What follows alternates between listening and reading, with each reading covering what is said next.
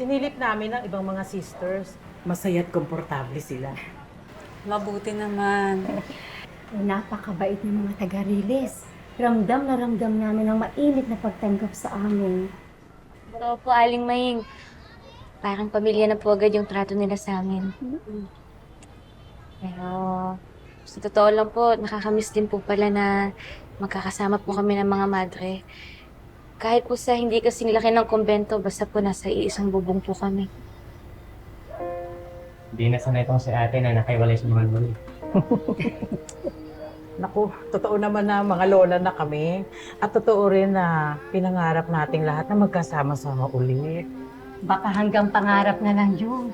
Wala naman tayong pera para umupo ng sarili nating lugar. Hindi ho, pwede pa rin naman ho mangyari yun. Dati ho kasi ako nagtatrabaho sa NGO at gumagawa kami ng mga fundraising. Pwede ulit natin yan gawin para makahanap tayo ng matutuluyan ninyong lahat. Oh, totoo ba? Pwede ba talaga mangyari yun? Tutulungan ko kayo. Ay, naku, tutulong din po ako. Kahit ano pa po yung gagawin, go lang. Basta po para sa mga sisters.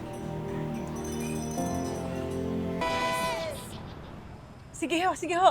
Maraming salamat ha. Ano sabi? Babalikan daw nila tayo agad. Nakausap ko na yung dating katrabaho ko sa NGO. Tutulungan daw nila ako sa fundraising event at maghahanap sila ng mga benefactors para mag-donate. Talaga po? Naku, salamat po. Salamat din, lady, ha. Alam mo, dahil dito sa project na ito, sa tingin ko ito na yung magiging daan para makabalik yung mga dating nakatira dito sa Riles na napilitang umalis dahil sa sunog. At kapag nakahanap ako ng malaki-laking lugar, sa tingin ko pwede ko silang isama sa tirahan ng mga madre. Naku, makakabalik na mga kababayan natin. Sana nga po. Lord, sana po may magandang loob na tumulong po sa amin. O kumusta naman ang pagroronda ninyo? Ayos naman po, Hima. Wala naman pong gulo. Eh, ang daya lang po nung kapatid kong si Jello. Bigla po kaming tinakasan nung mag-ronda na. Nakita niyo po ba siya? Dito po ba siya? Ha? Wala.